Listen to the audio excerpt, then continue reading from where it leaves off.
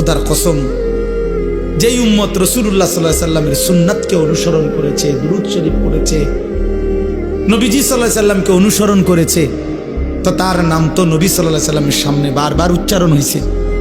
হাসরের ময়দানে সেই উম্মত গিয়ে যখন নিজের আমলনামা নিয়ে বলবে, ইয়া রাসূলুল্লাহ, আমি আনিসুর রহমান, আল্লাহ নবী বলেন, ও আচ্ছা তুমি, তোমার নাম তো ফেরেশতারা আমার কাছে প্রায়ই বলতো, আমি অনেক শুনছি তোমার নাম, আমি তোমার নাম অনেক শুনছি, আমি তো শুনছি তোমার নাম, তুমি সেই নাম। এই জন্য বন্ধু আমার, দোস্ত আমার, হাসরের ময়দানে তো রাসূলুল্লাহ সাল্লাল্লাহু আলাইহি ওয়াসাল্লামের সামনে আমলনামা দিতে হবে। সুপারিশ করবে না উনি, তো আপনি আমলনামা কাগজপত্র দিতেন না? কথা কয় না, সুপারিশের কোনো নিয়ম কানুন নাই, কথা বলেন না কেন? কোনো নিয়ম কানুন আছে কি না? তো আপনি আপনার ফাইল দিবেন না? ফাইল না দিলে সুপারিশ করবো কি? তা আপনি যখন নিজের আমলনামা দিবেন, আল্লাহ নবী সাল্লাল্লাহু আলাইহি সাল্লামের হাতে, আমার বাপ, আমার নওজোয়ান নবী যখন চোখ বিলায় দেখবে 30 বছর সুদের লেনদেন, 30 বছর টানা মিথ্যাই বলেছে, 30 বছর ধরে প্রতিদিন গালিয়ে দিছে, 30 বছর ধরে তার স্ত্রী বেপর্দা, 30 বছর ধরে প্রতিদিন ঘরে রঙিন টেলিভিশনে নাচ গান, সিনেমা, নাটক, নর্তকীর ছবি চলছে, 365 দিনের এক একটা বছরে কোনোদিন ফজরের নামাজ পড়ে নাই। এগুলো কি আমলনামার মধ্যে লেখা থাকবে না? কথা বলেন না কেন? আল্লাহর কসম, নবীজি, আমরা উর্দু কিতাবে পড়ছি, নবী তখন এরকম আমলনামা উম্মতের দেখে খোদার কসম নবীজি হাসরের ময়দানে চোখের পানি ফেলে দিবে, কাঁদবে, আর আল্লাহর নবী বলবে, উম্মত, আমি সেই নবী, 23টা বছর যে আমি তোদের জন্য কেঁদেছিলাম, এশার নামাজের পরে দাঁড়াইছি, ফজরের আজান পর্যন্ত এক দাঁড়ানোতে চোখের পানি ফেলছি, আর তোদের জন্য আমি আল্লাহর কাছে গুনাহ মাফ চাইছি। আমার হাত্তা তাওয়াররামাত কাদামাহু, আম্মা জান আয়েশা বলে, অসংখ্য রাত নবীজি কাঁদতে কাঁদতে, দাঁড়িয়ে থাকতে থাকতে আমি আয়েশা দেখছি নবীজির 2টা পা মোবারক ফুলে ফুলে গেছে। আমি এত কাঁদলাম, তাইলে উম্মত কার জন্য? আমার তায়েফের রক্তে সারা দেহ রক্তাক্ত হয়ে আমার পায়ের জুতা আর পা রক্তে জমাট বাইদা গেছে, আমার জুতা আমি খুলতে পারতেছিলাম না, আমি ক্ষুধার কষ্টে পেটে 2টা পাথর বাঁধছিলাম, আমি উহুদের দান দান শহীদ করা রক্তে উহুদের জমিনে আমি পড়েছিলাম, আমার ঘরের চুলায় 3 মাস আগুন জ্বলে নাই। দোস্ত আমার, বন্ধু আমার, নবী জিজ্ঞেস করবে, উম্মত, এত রক্ত, এত চোখের পানি, এত ক্ষুধার কষ্টের আমার 23 বছরের বিনিময়ে এই আমলনামা, এই আমলনামা? তুমি না আমার শ্রেষ্ঠ উম্মত, আমি না শ্রেষ্ঠ নবী? আমি এই আমলনামা নিয়ে কেমনে মালিকরে দেখাবো? আমি কেমনে দেখাবো যে আল্লাহ, আয়ে মাওলা, এটা আমি শ্রেষ্ঠ নবীর শ্রেষ্ঠ উম্মতের আমলনামা, এটা কিভাবে দেখাবো? এই জন্য আমরা এই কিতাবে পড়ছি উর্দুতে, যে নবী তখন বলবে, উম্মত, তুমি আমার এত বড় বেইজ্জতি কেমনে করবে? আজ হাসরের ময়দানে তুমি আমার উঁচা মাথা ছোট করে দিলা উম্মত। আমি তো এমনটা আশা করি নাই, আমি তো এমনটা আশা করি নাই। আমি তো 23টা বছর কোনোদিন ঠিক মতো খাই নাই, ঘুমাই নাই।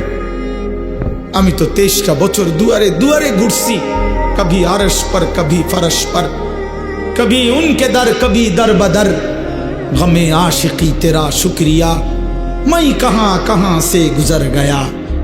কই থেকে কই ছুটছি, কখনো হাটে, কখনো ঘাটে, কখনো মাঠে, কখনো বাজারে, কখনো একজনকে, কখনো 10 জনকে ধাক্কা দিছে, উটের পোঁছা নারী বুড়ি আমার পিঠে চাপায় দিছে, আবু লাহাব আমারে গামছা দিয়া ধরে টাইনা কাবা ঘরের সীমানার থেকে টেনে বের করে দিছে, আবু জাহেল আমারে ধাক্কা দিতে দিতে খানায় কাবার সীমানার থেকে বের করে দিছে।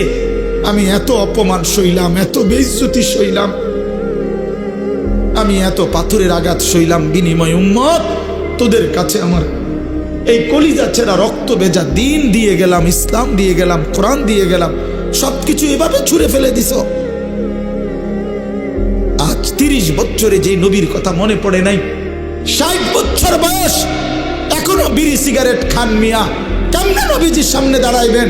এই উম্মত, এই মুসলমান, আল্লাহরে সাক্ষী রেখে আজকে রাতে ঘুমাইবার আগে একবার ভাইবেন, একবার ভাইবেন, একবার। 60 বছর বয়সেও বিড়ি সিগারেট ছাড়তে পারেন নাই, 60 বছর বয়সেও গালি দেওয়া বন্ধ করতে পারেন নাই, 60 বছর বয়সেও চা দোকানে নাচ গান বেড়ি দেখার অভ্যাস ছাড়তে পারেন নাই, 60 বছর বয়সেও সুদের টাকা নিচ্ছেন, কিস্তিতে টাকা নিতেছেন। আরে হারামখোর, কেমনে নবীর সামনে দাঁড়াইবা? কেমনে দাঁড়াইবা বাপ?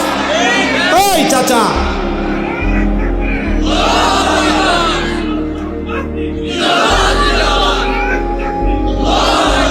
কেমনে দাঁড়াইবা বাপ? কেমনে দাঁড়াইবা? চাচা কেমনে দাঁড়াইবেন? কি মনে করছেন সুপারিশ? হাসরের ময়দানে নবীর সুপারিশ কি মামুর বাড়ি নাকি? এটা সাহাবন মনে করছেন আপনি? হ্যাঁ, আপনি কি ভাবছেন এটা? আপনি বিড়ি খাইতে খাইতে বেহেশতে যাবেন গা? হ্যাঁ, আপনি সুদ খাইতে খাইতে বেহেশতে যাবেন গা?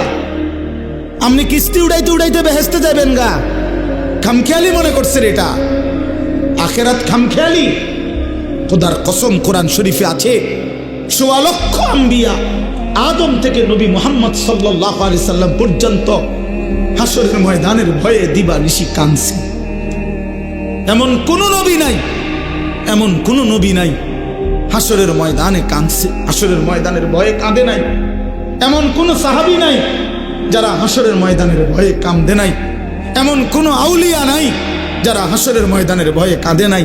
নালে আউলিয়া কেরাম কাঁদছে কি লেগা? বাতের লেগা, চিরা বই বনের লেগে কাঁদছে কিসের জন্য?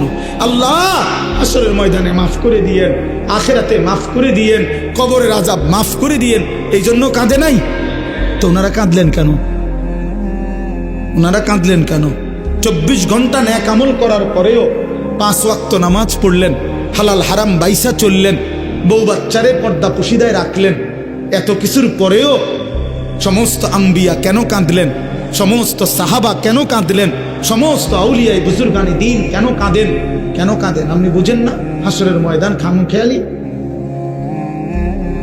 কথা বলেন না কেন?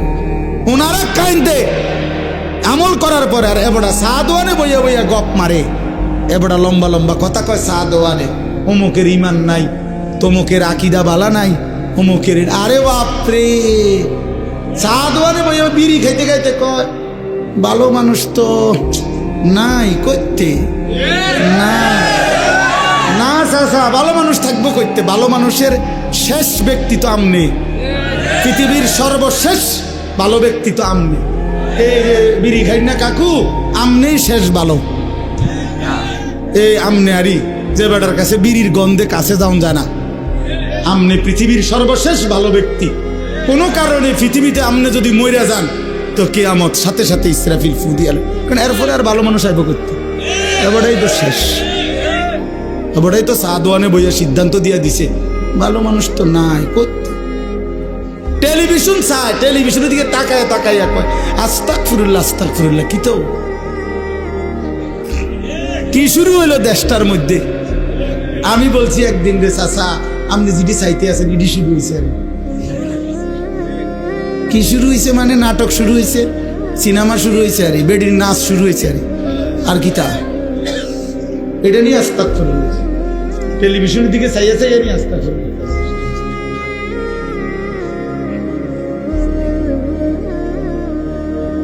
আস্তাগফিরুল্লাহ আস্তাগফিরুল্লাহ। কথা শেষ। আমার বলার উদ্দেশ্য হলো, আমি আপনাদের কাছে এতটুকুই বুঝাইতে চাইছি। আমার বাপ আপনাদের সামনে আমার মজার মূল বক্তব্য এটাই, ভাবতে শিখেন। কবর ভুলে গেলে হবে না, পাশ কাটলে হবে না।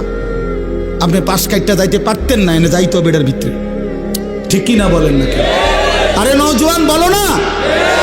তাইলে বন্ধু আমার বাপ, তুমি যেমন পড়ালেখা করছো আমিও পড়ালেখা করছি।